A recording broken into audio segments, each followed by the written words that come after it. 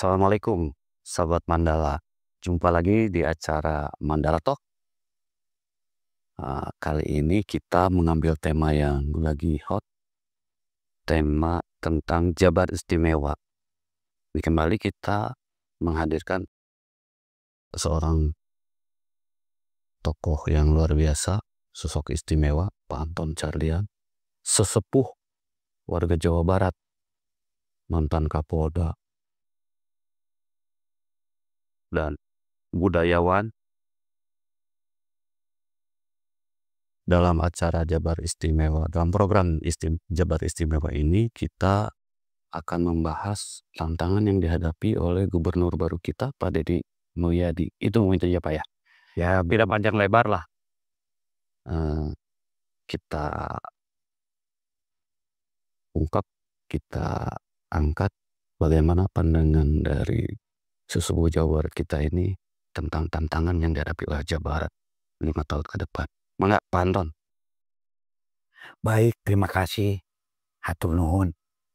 Memang kalau kita berbicara Jawa Barat itu ada potensi dan ada juga tantangan. Kita tahu bersama bahwa Jawa Barat merupakan salah satu provinsi yang penduduknya paling besar. Hampir 45 sampai 50 juta ya penduduknya itu. Nah, kemudian juga di sini pun juga kalau lihat tingkat kemiskinan memang di Indonesia saya lihat itu yang ke-24 ya. Jadi masih jauh, tapi kalau dilihat dari jumlah itu merupakan daerah termiskin kedua se-Indonesia. Karena yang pertama mungkin di Jawa Timur 3,9 juta. Nah, Jawa Barat ini yang kedua 3,7 juta. Di satu sisi kita ketahui bersama bahwa Jawa Barat juga termasuk salah satu yang memberikan sumbangsi terbesar untuk APBN.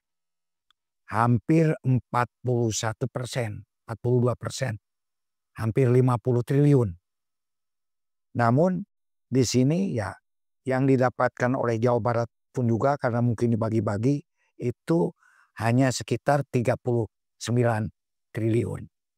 Nah, walaupun tadi kemiskinan itu ke-24, tapi dari data yang kita ketahui bersama tadi ada kesenjangan di sini nih antar daerah. Seperti misalkan tadi kita ketahui bersama untuk daerah yang paling tinggi itu kayak Bekasi dengan Kerawang itu sampai 74.000, 84.000 per hari. Tetapi ada daerah-daerah tertentu yang kecil seperti misalkan Tasikmalaya hanya 14.000. Kemudian pertumbuhan ekonomi pun juga hanya 4,9. Sementara target daripada Bapak Presiden kita kan harus sampai 8. Nah, ini yang harus kita bedah bersama. Kemudian kalau kita lihat dari anggaran yang diberikan kepada Jawa Barat dibandingkan dengan Jawa Tengah, Jawa Timur ternyata lebih kecil. Nah, kenapa?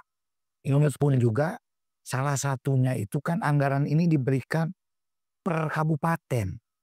Nah, Jawa Barat yang penduduknya lebih banyak, itu kabupatennya kan hanya 27. Nah, sementara Jawa Timur kan 38. Anggaran Jawa Barat yang penduduknya lebih besar dibandingkan Jawa Timur yang lebih kecil. Lebih besar Jawa Timur dengan Jawa Tengah daripada Jawa Barat. Nah, sehingga dengan demikian makanya ini pun juga perlu mungkin bukan perlu lagi, mungkin ini sebuah kebutuhan. Harus adanya sebuah pemekaran daerah. Pemekaran daerah. Pemekaran kabupaten-kabupaten. Memang kita dengar katanya sudah diusulkan ada sekitar 15 kabupaten dan kota. Tetapi apakah ini bisa terrealisasi di tahun ini karena itu sudah dari beberapa tahun yang lalu. Konon kabarnya ya yang sudah ya ada rekomendasi lampu kuning lah, bukan lampu hijau ya. Katanya baru 8 kabupaten. Justru Jawa Barat yang hampir 50 juta ini sebaiknya mungkin kabupatennya pun juga ya bisa mencapai di atas 45 lah. Atau ya di atas 40 sehingga pendistribusian anggarannya pun juga akan merata ke berbagai kabupaten dan daerah. Demikian juga untuk kenapa Bekasi, Karawang kok indeks per kapitanya tinggi. Ternyata setelah kita amati, kita ketahui bersama bahwa memang itu darah industri di Indonesia. Bahkan hampir kalau tidak salah 60% ya. 60% kontribusinya terhadap 60% industri yang ada di Indonesia itu ada di daerah Jawa Barat. Nah ini pun juga mungkin ini perlu adanya satu kebijakan nanti biar ya pengembangan industri pun juga biar bisa merata. Tetapi itu kan tentu harus disesuaikan juga dengan infrastruktur dan pelabuhan. Makanya di era Pak Jokowi Subang sudah mulai dibuka. Indramayu sudah mulai dibuka. Mungkin Cirebon juga bisa dibuka karena itu kan ada pelabuhan.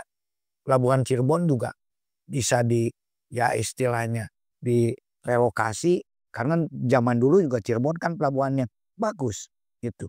Daripada mungkin kita sudah membangun Subang tapi mungkin akan lebih bagus lagi kalau Cirebon juga diberdayakan, dimaksimalkan. Nah, sekarang masalahnya begini. Pak Kang DM ini punya satu konsep pembangunan yang berbasis culture. Apakah dengan konsep-konsep itu bisa menghadapi tantangan-tantangan yang ada di Jawa Barat? Saya kira walaupun mungkin konsepnya bagus, tetapi apabila tidak dikawal dan juga tidak didukung oleh satu budget yang cukup, itu hanya sekedar sebuah mimpi. Makanya ini Kang DM ini punya tantangan yang sangat berat. Yang sangat berat gitu. Apalagi beliau ini dianggap bisa berhasil karena bisa menjual budaya. Nah sementara di masa lalu kan lebih banyak Jawa Barat ini kepada unsur-unsur agamis dan nasionalis. Nah ini unsur budaya. Nah ini sebuah tantangan yang harus kita jawab bersama. Bener ente yang Kang DM dengan konsep budayanya bisa membangun Jawa Barat. Karena kacai jadi Salewi, Kadarat jadi Salebak. Betul nggak bisa dengan konsep papat kalima pancer? Bisa ente dengan konsep-konsep tadi neng nereng nengkung, gera gede gera jangkung, gera sakola ka Bandung, gera mekayakeun indung, bisa enggak? Nah, justru di sini kita sebagai orang Sunda harus mampu membuktikan bahwa walaupun konsep-konsep pembangunan itu sepertinya main-main atau hanya sekedar piwuruk tikolot baheula, tapi sebetulnya ini sebuah konsep yang luar biasa. Seperti tadi akan bicarakan. Neng nereng nengkung, gera gede, gera jangkung. Itu kan konsep tentang bagaimana membangun kesehatan fisik, jasmani, dan kesehatan diri. Gera gede, gera jangkung. Untuk jadi presiden, untuk jadi apapun juga kan yang pertama itu sehat jasmani dan rohani. Nah itu kejauhan. Dengan neng nereng nengkung, gera gede, gera jangkung. Artinya harus sehat jasmani dan rohani. Ini menyangkut aspek kesehatan secara menyeluruh. Kalau dalam indeks pembangunan manusia berarti indeks kesehatannya. Indeks harapan hidup. Iya. Bangunlah jiwanya, bangunlah badannya. Iya. Kan ini di sini udah masuk. ya jiwanya ya Barat. Baik. Daerah Gede Gerajat itu sesuatu konsep yang sangat luar biasa. Kedua tadi Bera Sakola Ka Bandung. Bandung ini konsep IQ kan. Sama juga dengan konsep papatah kolot urang baheula uja sing cager, sing bager. Sesuai kan? Cager teh kan sehat. Sing bager akhlak. Sing bener, sing pinter. Nah, ini Gera Sakola Kota Bandung. Nah, ini kan selaras ini. Walaupun hanya sekedar sebuah ya jika lagu, jika pepatah gitu. Tapi ini mengandung sebuah filosofi yang luar biasa. Nah, yang terakhir tadi Gera mekayakeun induk. Ini kan gemaripah lepera pih kan ini konsep yang sesuatu yang luar biasa nertakeun jalma mekayakeun induk itu pembangunan ekonomi, meningkatkan daya beli. Nah, ini yang harus kita pikirkan bersama dan di sini dengan adanya satu kesenjangan ekonomi. Nah, ini harus jadi PR yang luar biasa. Kemudian juga kan Kang dari ngawangun nata kota dengan ini lembur gitu kan. Itu kan ada yang pertama kali itu pembangunan ruang berbasis kultur. Pembangunan ruang ini, membangun ruang berbasis kultur ini dalam arti kalau menurut saya dari Kang DM ini bagaimana agar pembangunan di kabupaten itu mempunyai karakter sendiri, ciri khas sendiri. Misalkan yang sudah punya ciri khas di sini kalau menurut saya baru Cirebon. Kalau yang lain belum berbasis kultur. Baru Cirebon, saya coba lihat di Cirebon. Hampir semua di daerah-daerahnya adalah kayak gerbang kayak gerbang Cirebon itu yang khas kan. Itu kalau ada yang begitu kita otomatis oh iya Cirebon. Nah kemudian ada lagi yang agak sudah punya basic itu Purwakarta karena memang oleh beliau kan punya ciri khas tersendiri. Nah, ini juga kita harus dalam pembangunan ruang berbasis kultur ini juga harus betul-betul ya istilahnya itu ya dirumuskan dengan bijaksana dan dirumuskan dengan seksama. Karena ketika kita membangun culture, kadang-kadang masih saja ada orang yang berpikiran sempit seakan-akan itu ya keluar dari nilai-nilai agamis. Padahal tidak begitu. Kalau ada yang membangun misalkan gerbang, wah itu mah tidak agamis. Ini juga sebuah tantangan yang mungkin ke depan akan dihadapi. Nah ini agar ya semuanya itu sepakat gitu kan bahwa pembangunan ruang berbasis culture. Iya. Yang menarik tadi nih Pak, Bapak sampaikan ternyata jumlah kabupaten kota kita tuh baru 27 ya. Ya. Itu hal sama Jawa Timur ya. 38 dan itu berdampak terhadap ya kucuran gambaran besar. Ini berarti sangat penting ya. Bagaimanapun juga kan pembangunan tidak akan jalan kalau tanpa anggaran yang cukup ya. Ya sebagaimana yang disampaikan ya. Mau tidak mau kalau misalkan mau membangun indeks pembangunan manusia seperti yang Bapak sampaikan tadi, indeks kesehatan, angka harapan hidup, terus indeks pendidikan dan daya beli berarti harus didukung oleh anggaran pemerintah yang kuat ya Pak Ya ya. betul sekali. Government spending ya. Ya government spendingnya ya. Nah ini Pak, kira-kira Pak bagaimana caranya supaya tadi 8 ya Pak ya yang sudah memenuhi. Ya katanya saya belum tahu. Ini juga dengar-dengar. Iya katanya Pak. Kalau di kita itu kalau nggak punya link kuat ke pusat Pak, agak susah itu Pak. Gimana caranya nih Pak supaya yang minimal yang 8 itulah Pak jadilah dimekarkan gitu Pak. menurut Bapak seperti apa bagusnya? Ya memang Itu katanya sih keputusannya sekarang ada di Pak Tito, Kemendagri. oh gitu ya. Ya, ya memang kita harus betul-betul kawal dengan ketat. Memang harus kita progres terus gitu kan. Bahkan kalau saya berharap kan kalau 27 dengan 8 baru 35 masih kalah dengan Jawa Timur.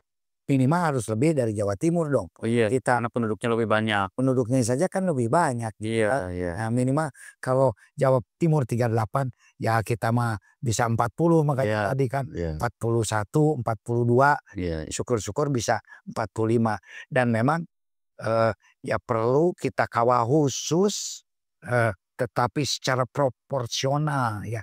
Kita pantau khusus karena Indonesia ini kan masih mental mandor. Oh, kumaha itu dong? Mental mandor kalau lamun tuh dibuntutan, tuh diawasi terus, tuh dikawal terus, suka tidak jadi. Kadang-kadang ya maaf saja katanya sering hilang begitu saja. Nah makanya ini ya kita harus bentuk tim khusus di Jawa Barat ini untuk mengawal percepatan pemekaran tersebut. Dan timnya pun juga harus orang-orang yang kredibel, itu punya kapasitas, ya bisa punya link dengan ya yang pemutus ya decision maker gitu kan. Nah, kan sekarang decision makernya Pak Menteri Dalam Negeri. Ya betul. Dulu. Nah itu butuh orang yang kira-kira menurut saya sih bisalah dihargai oleh beliau, didengar pendapatnya, pertimbangannya gitu Pak. Kira-kira ya siapa tuh sosok yang kayak gitu Pak? Ya nggak tahu juga ya. Cuman dulu saya pernah sama-sama dengan beliau. Jadi saya cukup kenal lah baik secara ya organisasi maupun secara pribadi. Ada hubungan emosional khusus lah dengan beliau ini gitu kan. Ya cuman kapasitas ini kan jangan semata-mata karena adanya hubungan emosional. Punya hubungan emosional juga kalau tidak punya ya kewenangan, tidak mau apa kan gitu. Jadi memang ini harus dibangun. Kalau saya dengan beliau ya boleh tanya beliau lah. Kita pernah sama-sama susah, pernah sama-sama senang. Jadi tahu apalagi beliau ini kan masih adik saya lah. Saya 84, beliau 87. Tapi kan beliau sekarang jadi orang hebat. Ini harus didengar nih kayaknya sama Pak Deddy Mulyadi nih. Kalau saya kan hanya ya sebagai penting Pak pemekaran ini Pak. Karena nanti perimbangan keuangan pusat daerah kan akan meningkat kalau jumlah kabupaten kota bertambah. Ya, kalau kita syukur-syukur bisa 40 gitu kan, ketambahan 8 juga kan 35, saya pikir nanti dampaknya cukup besar, cukup signifikan untuk bisa menambah APBD daerah Jawa Barat. Apalagi sekarang kan 39. Kita nyumbang 49. 10 T loh. 10 T hilang gitu. Aduh, 10 triliun bisa lo bangun berapa ruang sekolah, rumah sakit. Iya. Dan Jawa Barat mengembangkan banyak UMKM itu. Penyumbang APBN 41% kan dari seluruh Indonesia loh. Kan luar biasa. Iya. Gitu. Berarti terhadap gross national product juga ya. Produk nasional bruto berarti tinggi ya Jawa Barat ya. Sangat. Mungkin kurang lebih 40% juga ya Pak ya. Ya iyalah. Nah cuman kita kan tantangannya sekarang indeks pertumbuhan ekonomi baru 4,9. Sementara target 8. Nah ini kan ya ini tantangan yang harus memang dirumuskan secara seksama oleh Kang Deep ini. Ya.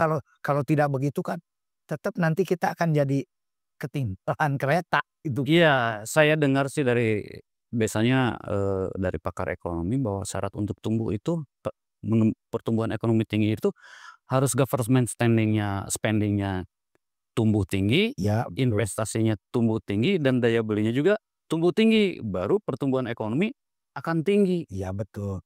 Sementara ini government spending kita masih gitu-gitu aja gitu Pak. Berarti penting nih Pak pemekaran ini. Ya sangat-sangat penting.